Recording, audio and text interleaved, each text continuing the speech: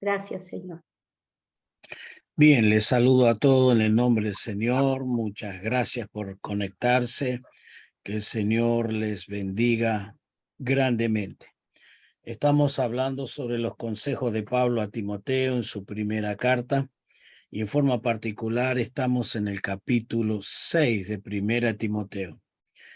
Estamos diciendo que Pablo le aconsejó a Timoteo que hay cosas que debe seguir y hay cosas que debe huir. Ya estamos abordando una de las cosas que el apóstol Pablo le aconseja a Timoteo que debe huir. Y una de las cosas que debe huir es de las falsas enseñanzas y de sus enseñadores. Huir de las falsas enseñanzas, enseñadores, y ya lo hemos estado viendo ya varias clases. Quiero cerrar ese concepto en esta noche sobre ese tema, sobre las falsas enseñanzas y los enseñadores. ¿Cómo yo puedo saber quién es un falso enseñador, una falsa enseñanza?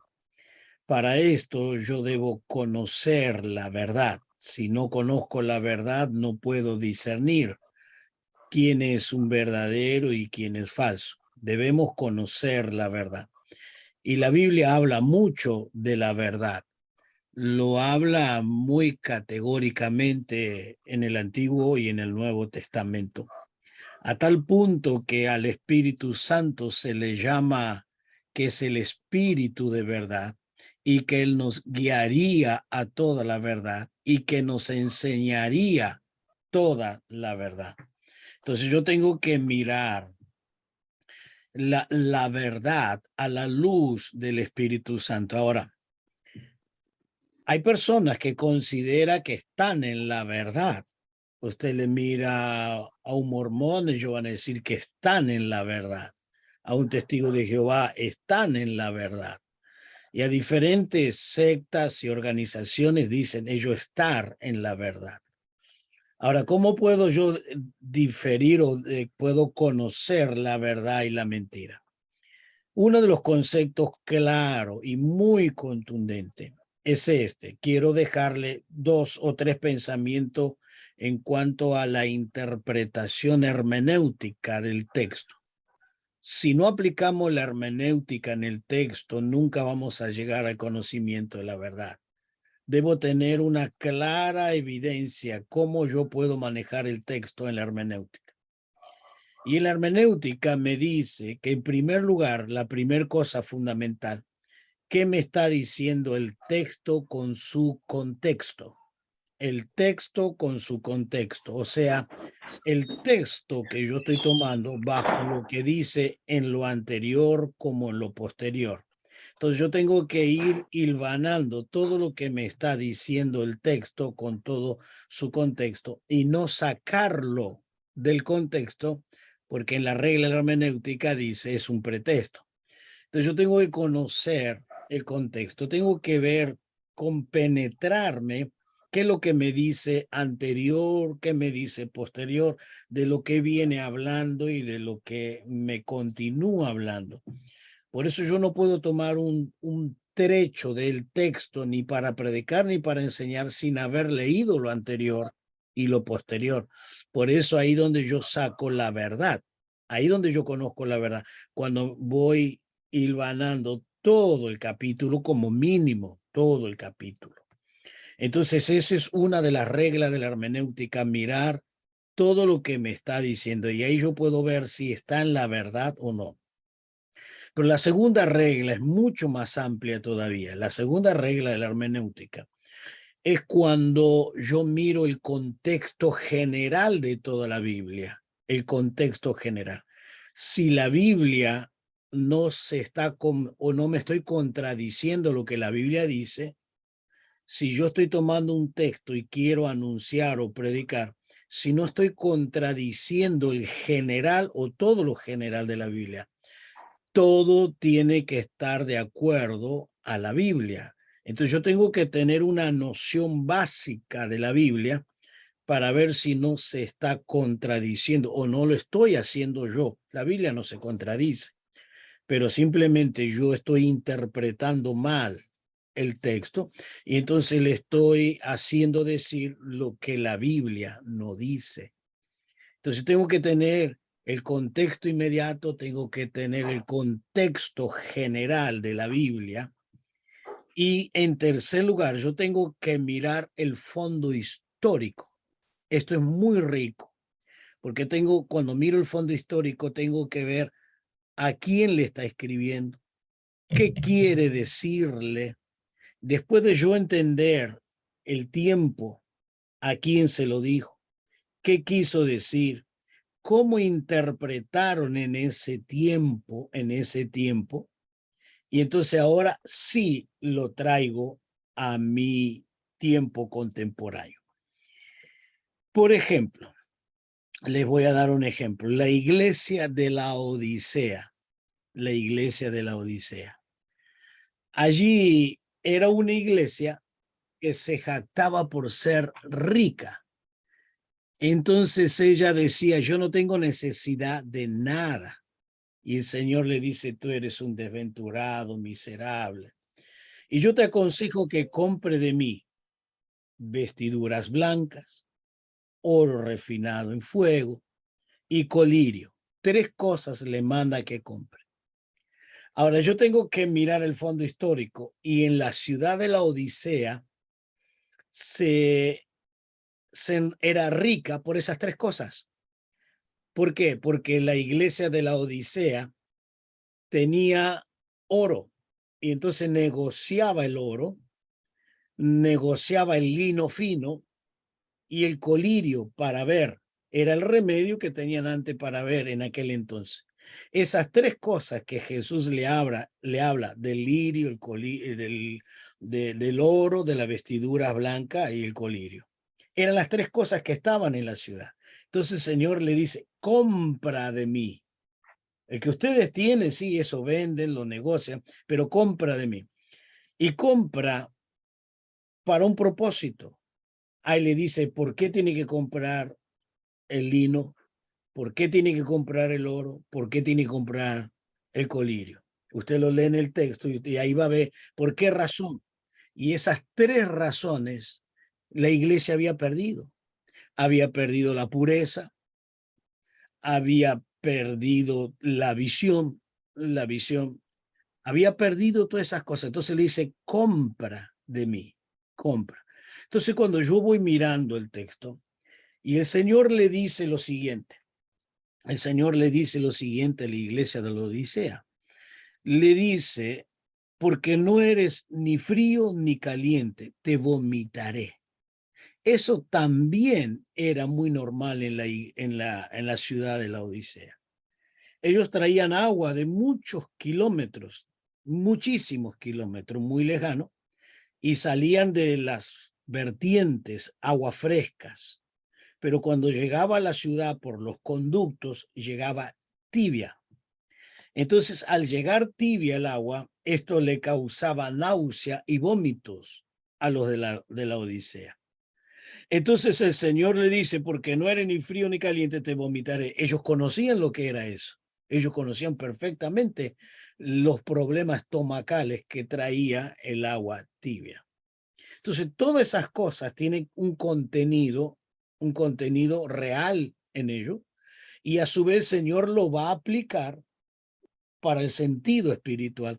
Entonces el Señor le va a dar una gran lección en lo espiritual. Entonces yo tengo que ir viendo el contexto, qué quiso decir en ese tiempo, qué significado tuvo, tengo que mirar las palabras, etcétera, etcétera. Entonces, para predicar o para mi estudio personal, yo tengo que meterme en el texto y conocer la verdad. Por eso el Señor le aconseja a través de Pablo a Timoteo que no discuta, que no pelee. Y déjenme decirle eh, algunas cosas con respecto a la verdad. Quiero finalizar y quiero cerrar en esta noche ese primer tópico, huir de los disputadores, huir de las personas que enseñan lo equivocado, lo errado. Entonces vamos a mirar algunos conceptos, hay muchísimo significado de la verdad. Una de las cosas que produce en la vida del ser humano la verdad, esta produce libertad. Por eso debemos conocer la verdad para ser libre. Estar totalmente libre, libre del pecado, libre de la condenación, libre de la muerte eterna, libre. Y eso es lo que Jesús dice en Juan capítulo 8, versículo 32. Dice, y conoceréis la verdad, y la verdad os hará libre. ¿Quién es el que me libera? Conocer la verdad. Ahora, la verdad implícita así, es, sin tener un estrato, una dirección correcta, no puedo entenderla. ¿Cómo que me dice que me hará libre? ¿En qué está fundamentado la verdad? La verdad tiene un fundamento. ¿En qué está fundamentada la verdad? La verdad está fundamentada en la obra de Cristo. Por eso dice, y conoceréis la verdad. ¿Qué verdad? ¿Cuál es la verdad? ¿Dónde tiene el fundamento la verdad? La verdad está fundamentada en Cristo. Entonces, cuando todo lo que yo predico y tiene un fundamento claro, contundente en Cristo, soy libre. Si no, no. Entonces, la verdad nos libera. Ahora, en, en el Evangelio de Juan, también el versículo 16, capítulo 16, versículo 3, dice, el Espíritu de verdad que los guiará a toda la verdad. Entonces, la fuente gloriosa de esa verdad es el Espíritu Santo. El Espíritu Santo. Entonces, es Él el que me guía a toda la verdad. Y el Señor Jesús dice, tomará de lo mío y lo hará conocer, lo va a hacer conocer. Entonces, todo lo que el Espíritu me transmite tiene que ver con Cristo. Ahí está la verdad. Si queremos ser minuciosos estudiosos de la Biblia, tenemos que ver a Cristo en toda la Biblia, en toda la Biblia, en todo el concepto, porque tiene una línea correcta que desemboca en Cristo. Y luego en Apocalipsis va a revelar a Cristo. Entonces todo el evangelio, como las cartas paulinas, tiene un tema principal, Cristo. Bueno, otra de las cosas, otro de los conceptos de la verdad, el evangelio es verdad. Y eso lo dice en Efesios 1:13, que habiendo oído el evangelio de la verdad, fuisteis sellado por el Espíritu Santo. Allí en Efesios 1:13, habiendo oído el evangelio, ese evangelio de la verdad. Entonces ese evangelio de la verdad, ¿qué produce? Salvación. Y esa salvación me produce seguridad. Bien, entonces Pablo le está instando a Timoteo que se quede en la verdad. Podríamos tomarnos mucho tiempo sobre ese concepto de la verdad, con todo su fundamento y todos sus hechos, la verdad. Pero simplemente le he dejado esos tres para tener un pequeño concepto de lo que es la verdad. La verdad nos libera, la verdad es el Espíritu Santo y me lleva a toda la verdad, y esa verdad es el Evangelio. Bien, cerramos con ese concepto donde Pablo dice que debo separarme, debo huir, debo dejar y abandonar a todas esas cosas falsas con todas sus enseñanzas y sus enseñadores.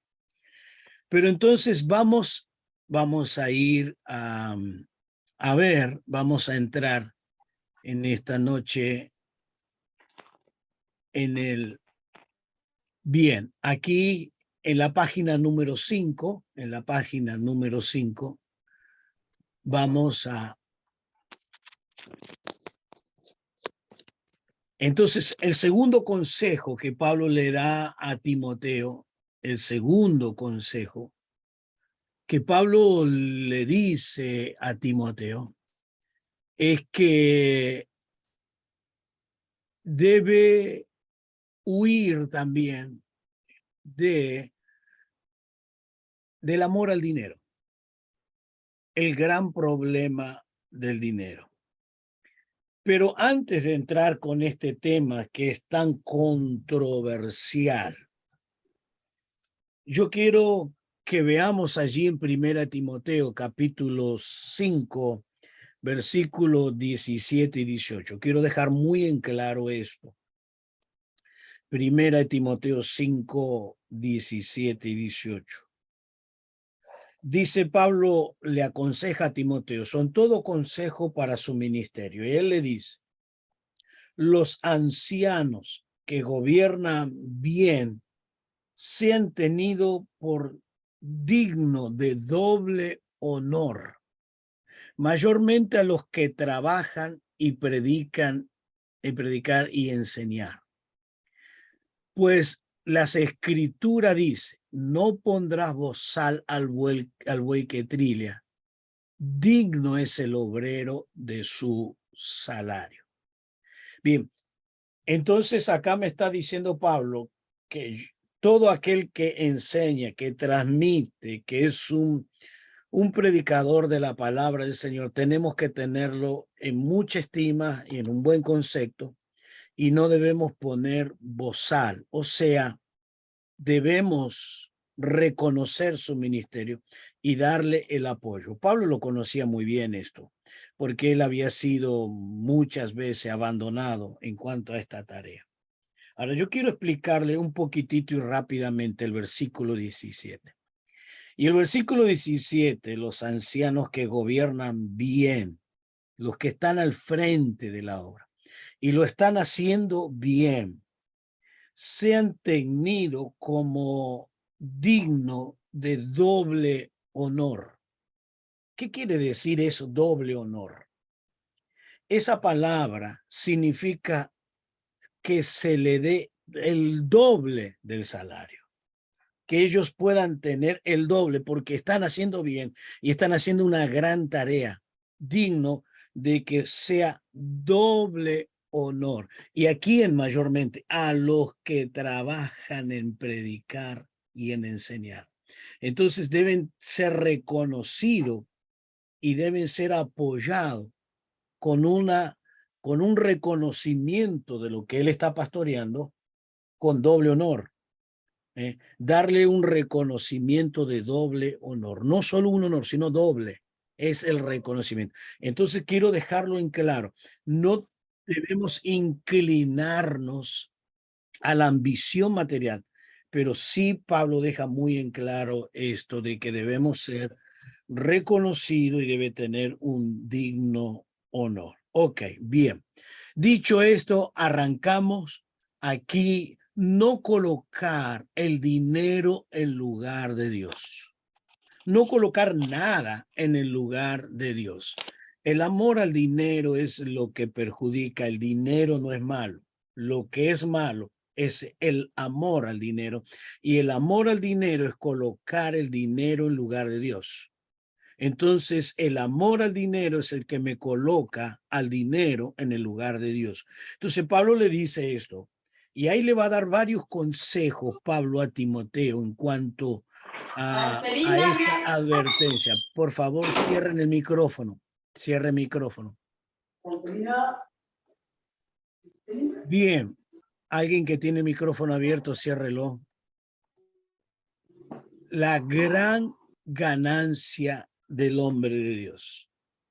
1 Timoteo 6:6. Leemos, voy a leer todo el pasaje hasta el versículo 10. Lo voy a leer detenidamente y vamos a meditar en estos versículos. 6:6 al 6:10 y después ya la próxima vamos a ver lo que debemos seguir. Entonces son dos cosas dos cosas que debemos dejar de lado: las malas enseñanzas y el amor al dinero. Dice 6:6, pero gran ganancia es la piedad, acompañada de contentamiento, porque nada hemos traído a este mundo y sin nada podemos sacar, nada podemos sacar. Así que teniendo sustento y abrigo, estemos contentos con esto, porque los que quieren enriquecer caen en tentación y lazo y muchas codicias necias y dañosas que hunde a los hombres de Dios en destrucción y perdición, porque la raíz de todos los males es el amor al dinero, el cual codiciando algunos se extraviaron de la fe y fueron traspasados a muchos dolores. Qué tremendo, ¿no? Qué tremendo consejo Pablo le está dando. Entonces Pablo le está diciendo que es la gran ganancia, 6:6, es la gran ganancia de los hombres de Dios. Es una gran ganancia. Aquellos que, lo repetimos el versículo 6, gran ganancia. Y es la piedad acompañada con contentamiento. Acompañada, piedad y contentamiento. Yo quiero que usted note que yo voy a tocar en esta noche 5 tópicos, 5 puntos. Quiero que se meta en el material. Y el primer punto es la gran ganancia de los hombres de Dios. Es esta. Y la vamos a explicar. El segundo punto, la gran realidad de todos los seres humanos. El tercer tópico, la postura que un hombre de Dios debe tener. Cuarto, el peligro de un hombre de Dios. Y en quinto lugar, es la advertencia a los hombres de Dios. Son esas 5 cosas. Entonces, vamos a ir a la primera, la que el apóstol le aconseja a Timoteo. Debemos hacer un alto y revisar nuestra vida, nuestra ambición, nuestras prioridades. No es solamente para un hombre de Dios, es para cualquier cristiano esto. Es para todos los hijos de Dios. Entonces, ¿cuál es la gran ganancia? La piedad. La piedad. Ahora, notemos qué significa esto. La piedad es la vida de comunión con Dios. Es una vida cristiana práctica. Vivir la enseñanza de la palabra de Dios. Esa es la piedad. Es todo lo contrario al amarrete, al tacaño, al que ama el dinero, aquel que simplemente cuando a veces hacemos un grupo para ir a comer a un lugar, él trata de pasar por alto, si puede evitar de pagar, no paga. Este es una persona que es un ambicioso, es una persona que ama el dinero y trata de escapar de todas esas cosas. Es una persona que no tiene un verdadero sentimiento hacia la obra de Dios, porque le voy a explicar algo ahora de unos minutos. Entonces, la piedad es mantener la comunión con Dios y practicar la vida cristiana, vivir la enseñanza de la palabra de Dios. Eso es la piedad. Conocer la palabra, vivir la palabra, tener una vida en la palabra fundamentado y enseñar la palabra. Entonces, ¿esto a dónde me lleva? Me lleva a estar contento. Mire, yo tengo que decirle algo, hermano. Yo jamás he conocido a una persona amarrete feliz. Es muy difícil. a un ambicioso feliz. Alguien le hizo una pregunta a un hombre millonario y un periodista le dice, ¿cuándo usted se va a sentir satisfecho?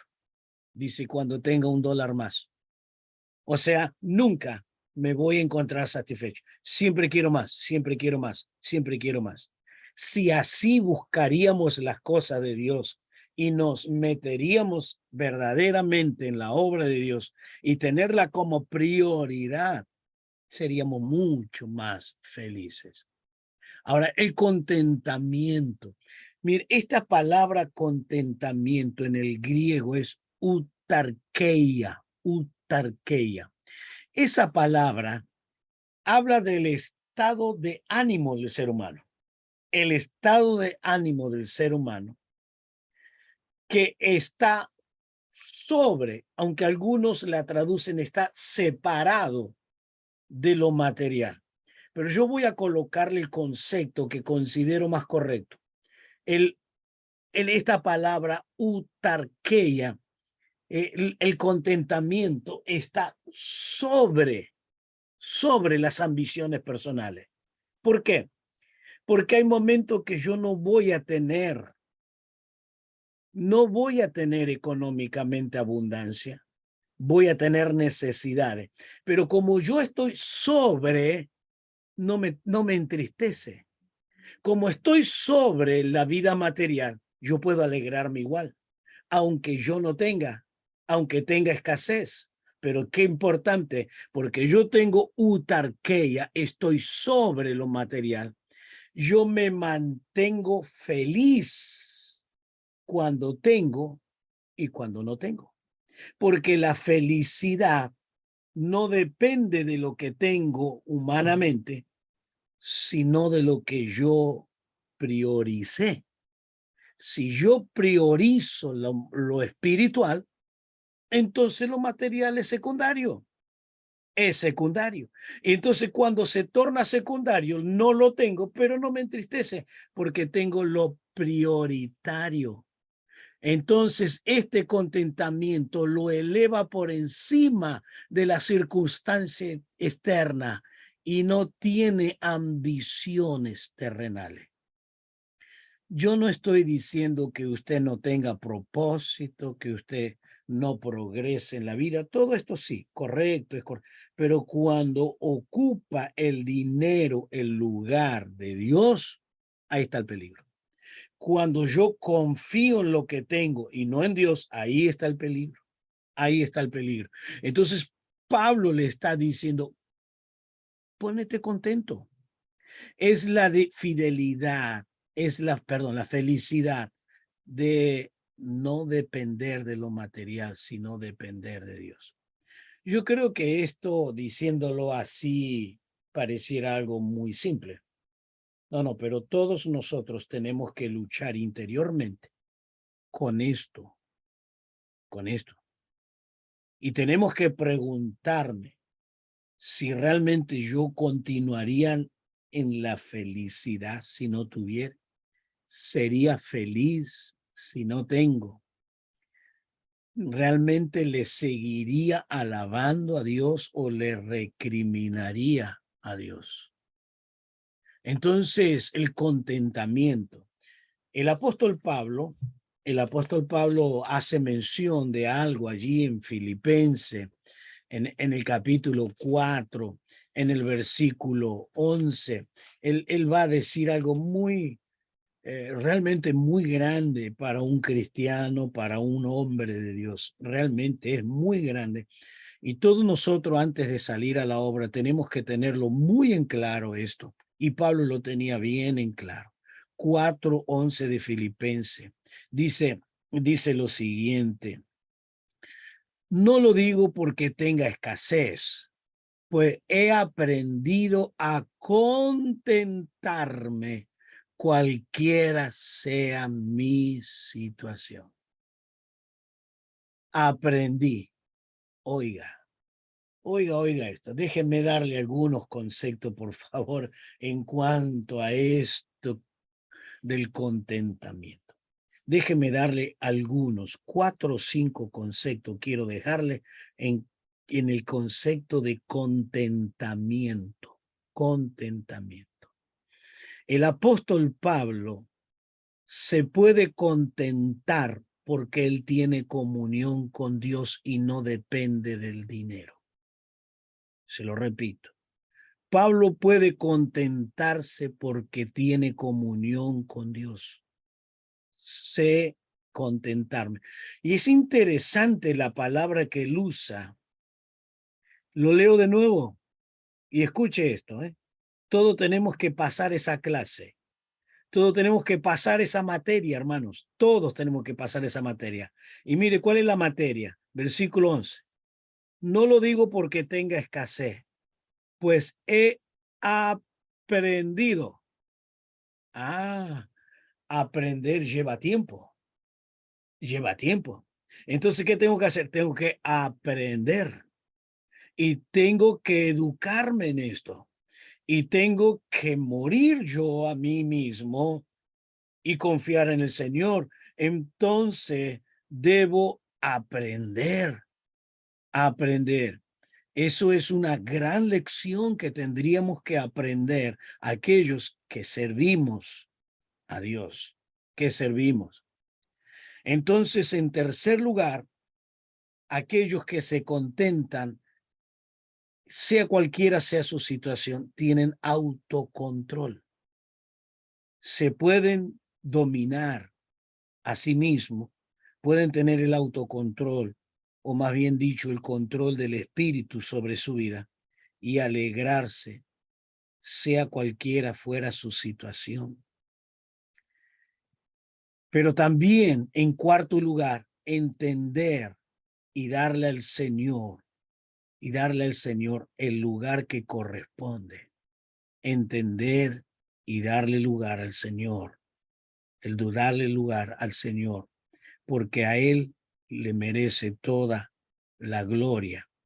Entonces, esto es muy importante que podamos entenderlo, podamos comprender de que hay momentos que vamos a tener y hay momentos que no vamos a tener. Pero sea cual fuere la situación, Pablo dice, no digo porque tenga escasez, pues he aprendido. ¿A qué? A contentarme cual sea mi situación.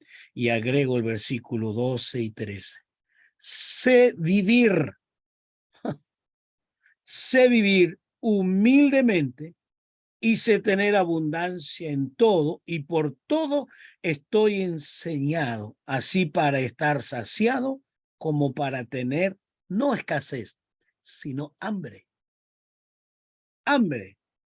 Así para tener abundancia como para padecer necesidad.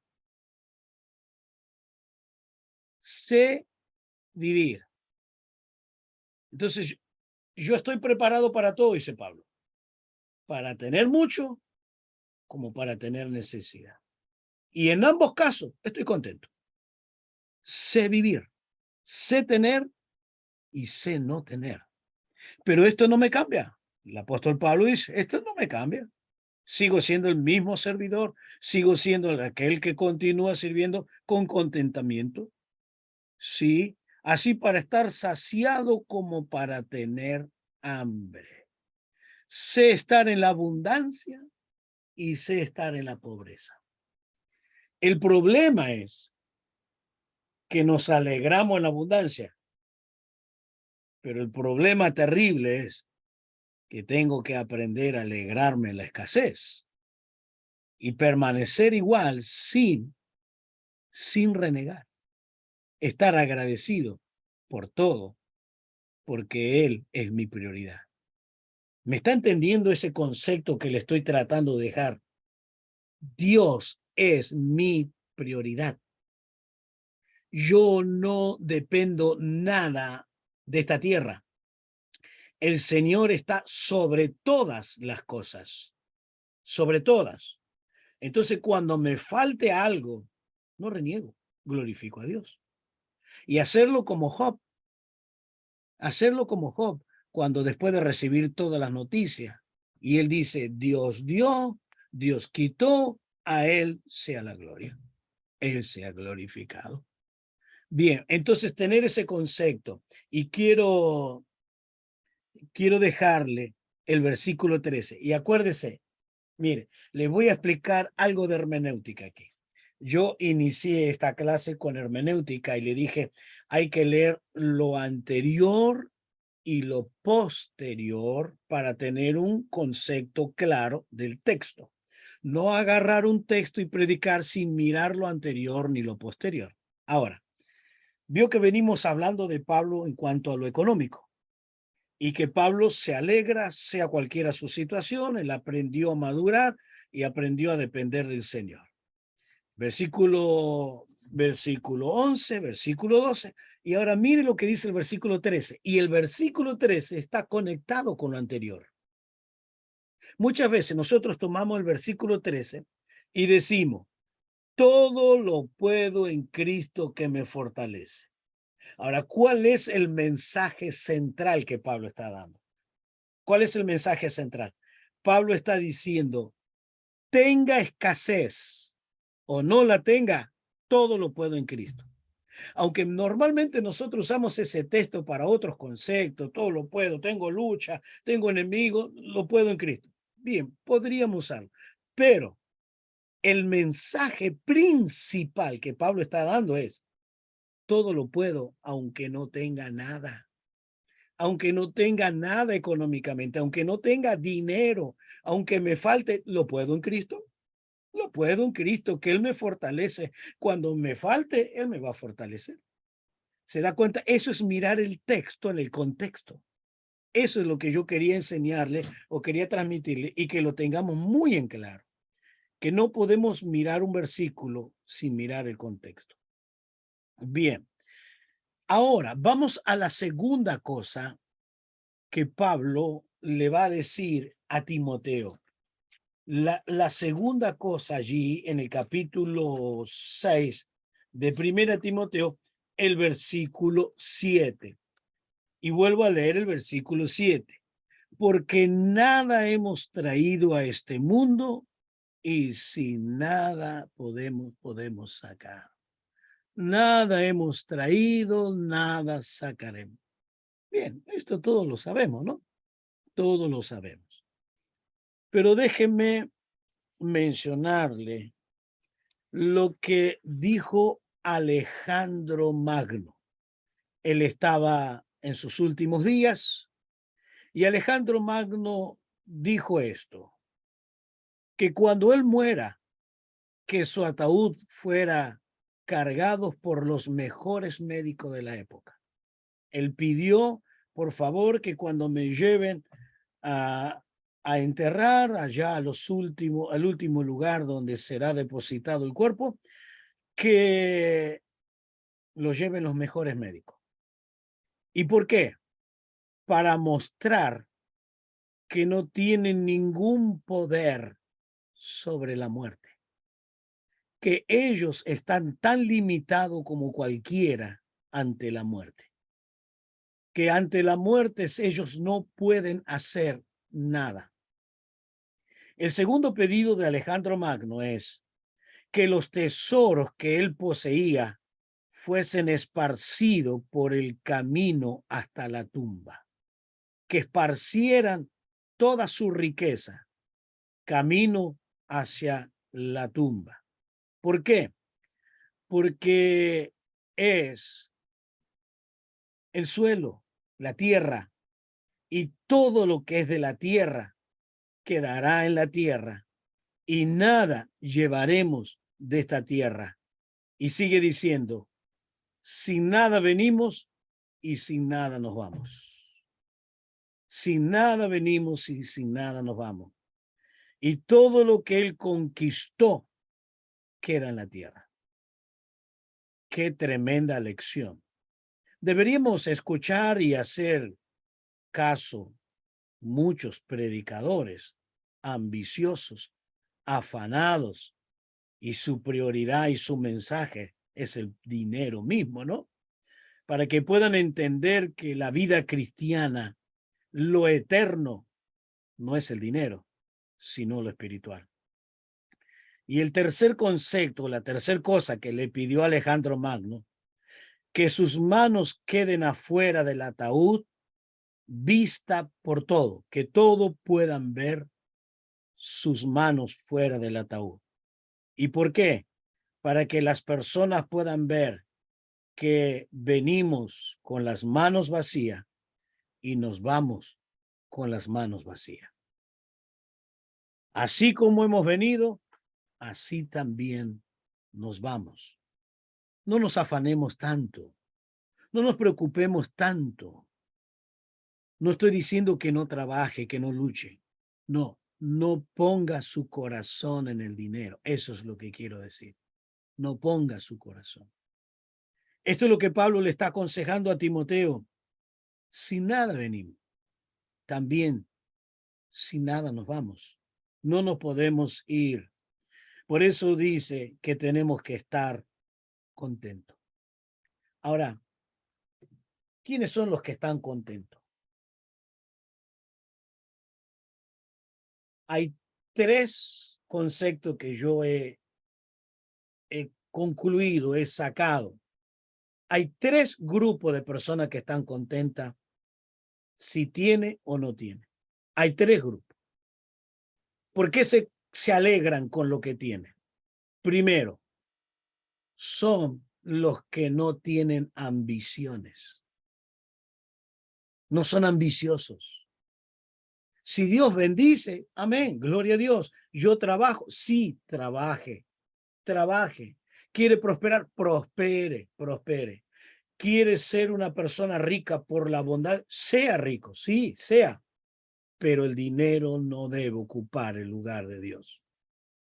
Segundo, ¿quiénes son los que se contentan?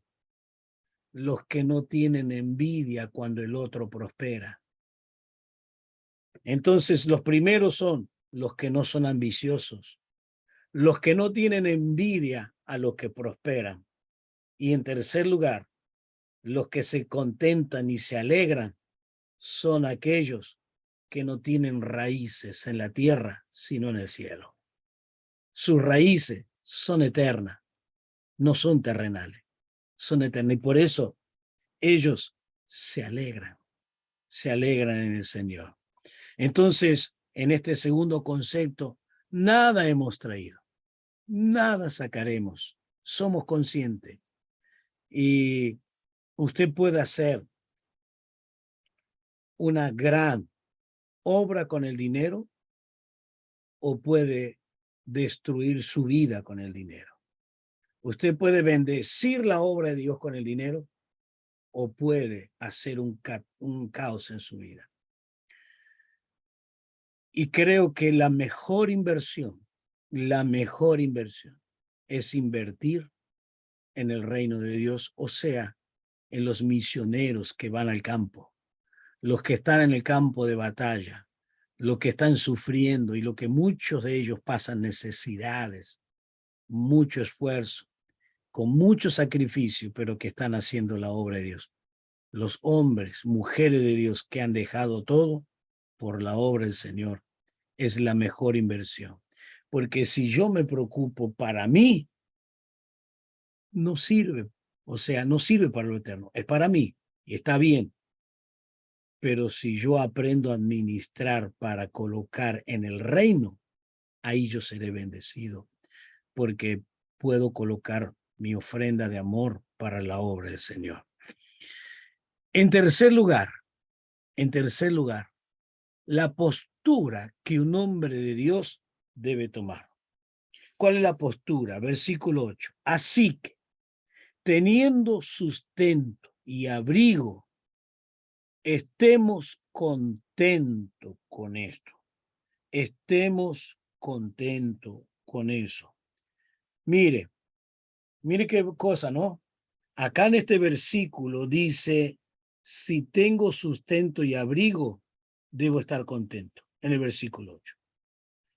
En el versículo 6, pero gran ganancia y la piedad acompañado de contentamiento.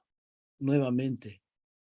Entonces, ¿dónde coloca estas dos oraciones? ¿Dónde coloca la palabra contentamiento?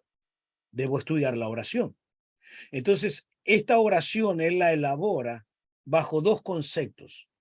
La del versículo 6, la gran ganancia, la gran ganancia. Entonces, si yo soy un ganador porque practico la piedad, debo estar contento. Ahora, en el versículo 8, teniendo sustento y abrigo, también debo estar contento. Entonces, hay dos cosas. Si mi prioridad es lo eterno, el cielo, debo estar contento. Y si yo tengo sustento en este pasar por esta vida, debo estar contento. Pero yo quiero hacerle notar algo. Y quiero que vuelva su vista al versículo 8. Y en el versículo 8 dice así que. Esa expresión así que aparece algunas veces. Por ejemplo, en Romanos 12:1. Así que va a ser mencionado algunas veces en la Biblia. Y cuando aparece así que tengo que parar y prestar atención. ¿Por qué tengo que prestar atención? Porque me va a explicar algo práctico, algo que me va a traer bendición, algo que va a ser muy útil para mi vida. Y entonces él va a colocar algo práctico, algo muy práctico, algo que me va a bendecir para mí, algo que yo debo tener como regla fundamental en mi vida. Entonces él dice, así que, ¿y qué es lo que yo tengo que tener como regla? Teniendo sustento y abrigo, esté contento. Estar contento por lo que yo puedo tener. El sustento, el alimento y el abrigo es la ropa. Y le puedo asegurar que todos los que estamos aquí, todos tenemos más que sustento y abrigo y debemos estar más que agradecidos al Señor. Sustento y abrigo. Ahora, la cuarta cosa, el peligro de un hombre de Dios. El peligro. Versículo 9. Porque los que quieren enriquecerse sin que Dios le dé la capacidad de enriquecerse, sin que Dios le dé la capacidad de administración de su riqueza. Porque hay predicadores contemporáneos que dicen, Dios te va a hacer rico, Dios te va a prosperar, vas a ser un empresario. Ni siquiera terminó la secundaria. Apenas está sobreviviendo. Eso es una falacia, es un engaño. Es un engaño, no se deje engañar. Yo creo que necesitamos las personas ricas en la iglesia, las necesitamos, porque ellos, en cierto sentido, oiga lo que le digo en cierto sentido, deberían estar apoyando la obra de Dios. Deberían estar apoyando. ¿Por qué digo debería? Porque mi experiencia personal, tengo que decirle, hermano, y ser sincero, realmente quien sustenta la obra de Dios siempre han sido los pobres y las viudas. Lamentablemente tengo que decirle, porque ya hace 30 años que estoy en la obra misionera y sé realmente quiénes son fieles y quién aporta y quién da y quién tiene esa visión y ese corazón misionero. Son las viudas y los pobres. No son los que son ricos. Tenemos que tenerlo. Deberían apoyar la obra de Dios, pero no es así. Pero dejemos de lado eso. Aquí Pablo me está diciendo los que quieren enriquecerse. Si yo no tengo la capacidad, acuérdese en la parábola de los talentos. Y los talentos lo podemos figurar en dos maneras. Aquellas cosas naturales como aquellas cosas económicas. Y en la parábola de los talentos dice una cosa muy importante que muchos predicadores pasan por alto. Que le dio a cada uno según su capacidad. Según su capacidad tuvo el talento. Entonces a uno le dio uno, a dos, al cinco. Probablemente yo tenga uno y no tenga ni dos ni cinco. ¿Por qué? Porque no tengo la capacidad para administrar tanto. Entonces, si Dios me dio la capacidad de ministrar uno, voy a ministrar uno. No voy a estar anhelando lo que no tengo la capacidad. La capacidad. Entonces, esto es querer enriquecerse. No, no, no, no. No, porque voy a caer. Voy a caer en qué. Esto es tremendo. Cuando Dios no tiene ese plan para conmigo. Dios no tiene ese plan.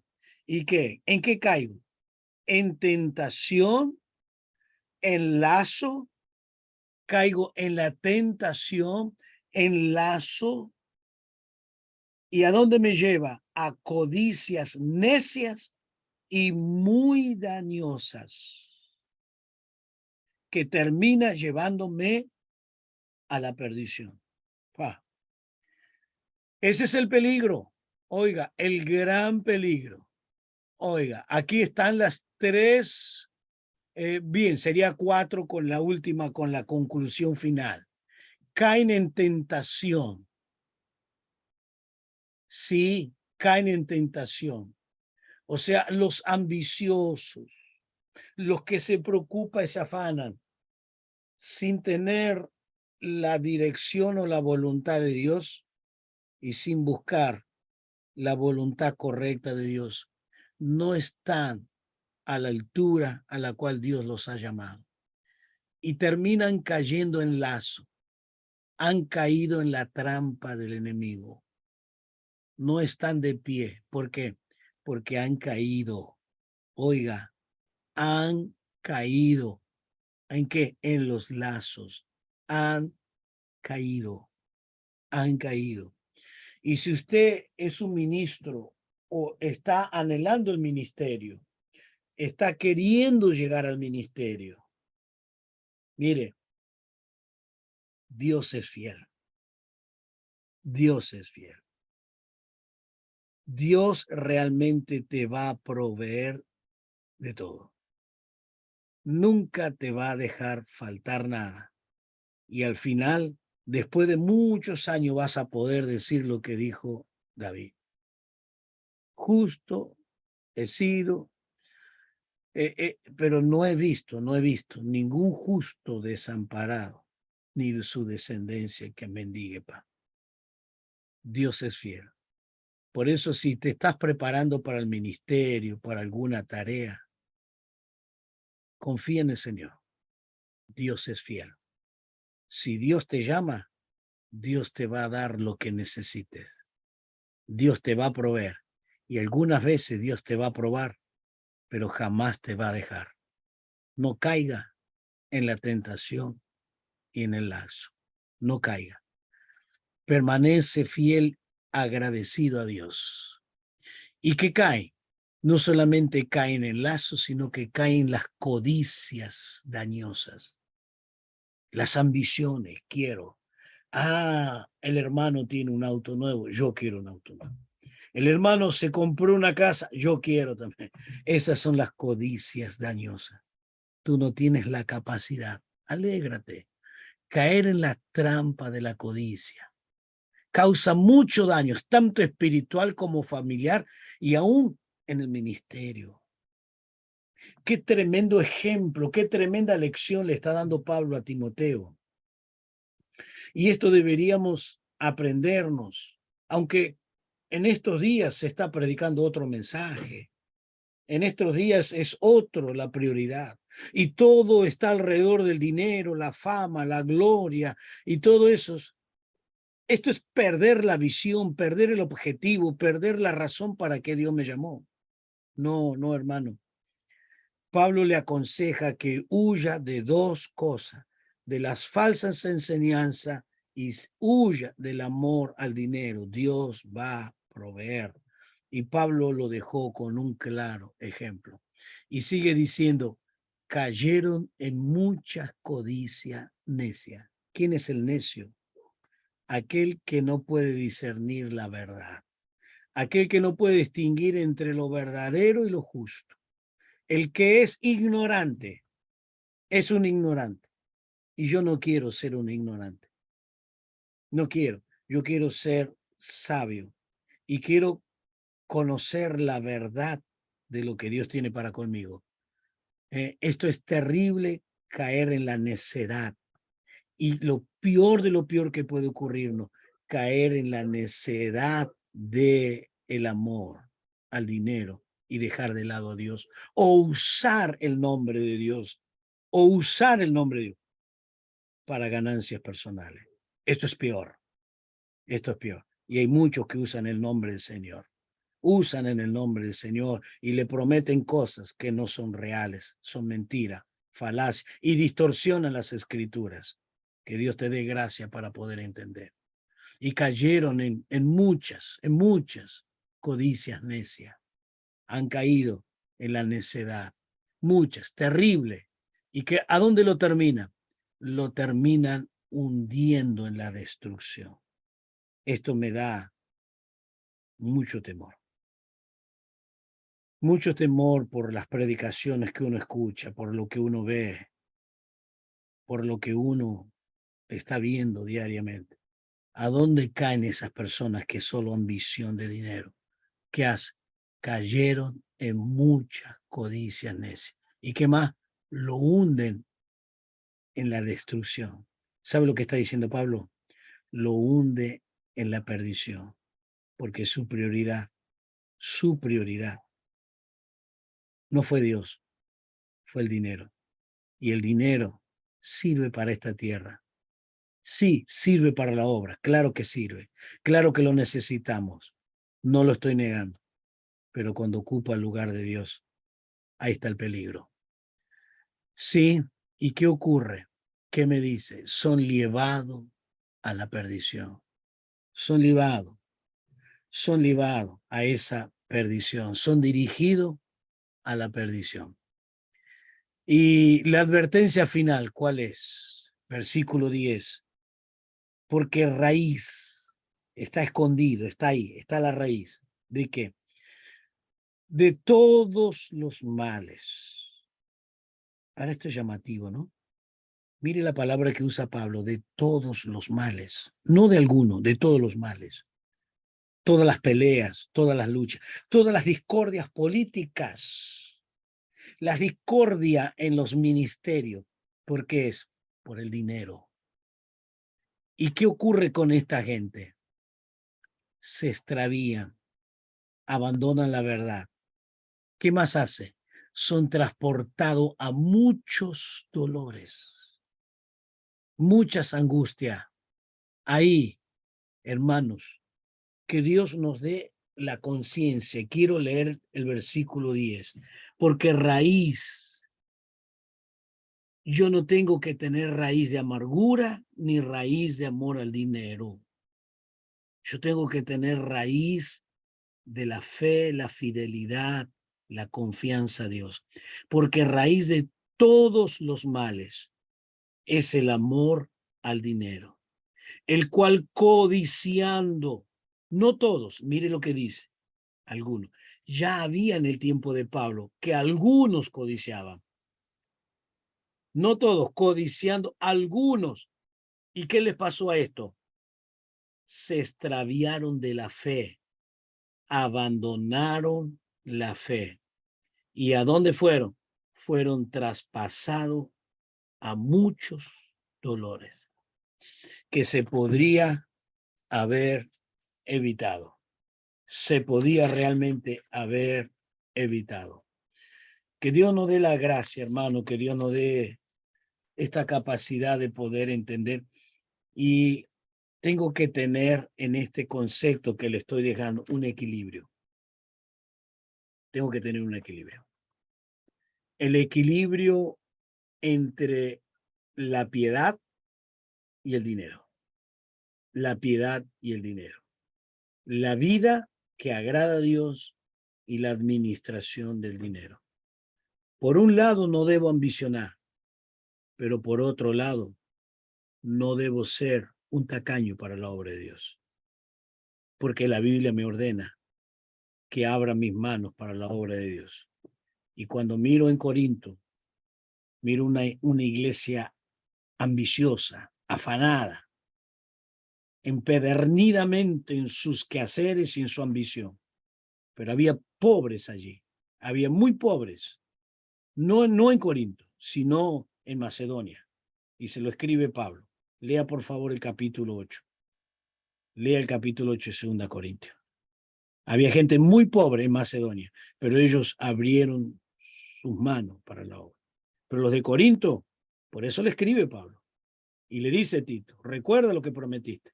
Tú prometiste, pero no dieron nada. ¿Y quién era? Los de Corinto. Nunca habían dado nada.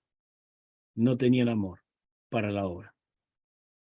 Pero un día en el cielo, todas esas cosas van a salir a luz. Van a salir luz. No tengo que ser ambicioso. No tengo que cerrar mis manos. Tengo que amar sobre todas las cosas la obra del Señor. Lo que realmente tengo que amar es al Señor, y si amo al Señor, amo su obra.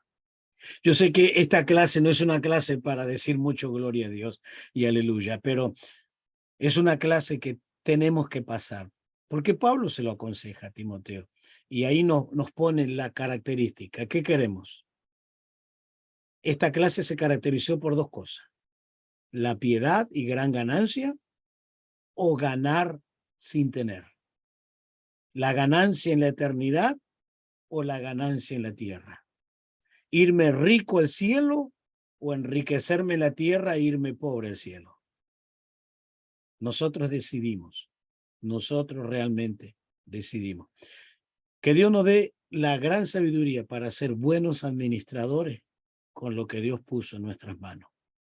Que Dios nos dé la gracia y la bendición de poder ser ese cristiano que realmente ama al Señor de todo corazón, para que podamos nosotros agradar a Dios mientras estamos en esta vida.